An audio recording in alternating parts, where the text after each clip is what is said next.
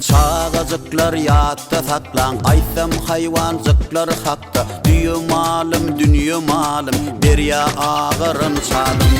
Hüvlim zığırım, hüvlim dedim, bidire buyur akçı tüydün. Sarça koyunun yunu vardır, yündün geçip bolanlar.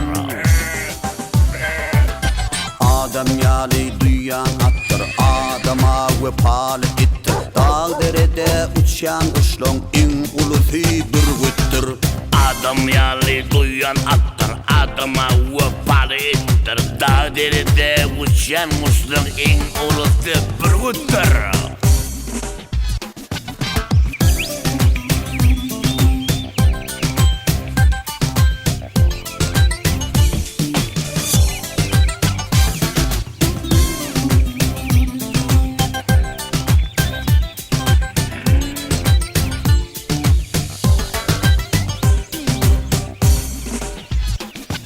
Yedi hadinin tavuk biri, çöl hayvanlar yol verseri. Balıklar tuğdu yüzyendir, tavşan korkak bolyandır. Tot kuşlar gürleyenler, kargalar kışta gelyenler. Tilkicikler mekir bolsa, geçide şah bolyanlar. Adım yali duyan attır, adama vefalı ittir. Dağ derede uçan kuşlan en ulusi bir güttür. Adam yali duyan attır, adama vefalı ittir. Dağ derede uçan kuşlong, en ulusi bir güttür.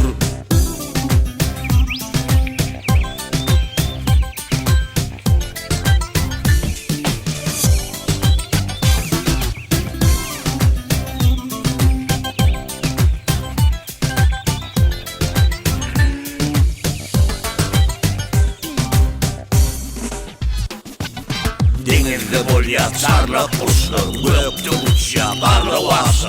Aylar kışta yak yanır, kepteri karı kakyandır.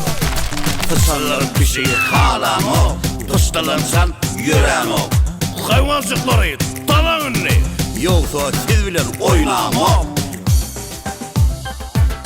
Adam yali duyan attır, adama vefalı ittir. Dağ derede uçan kuşlan en ulusi bir güttür.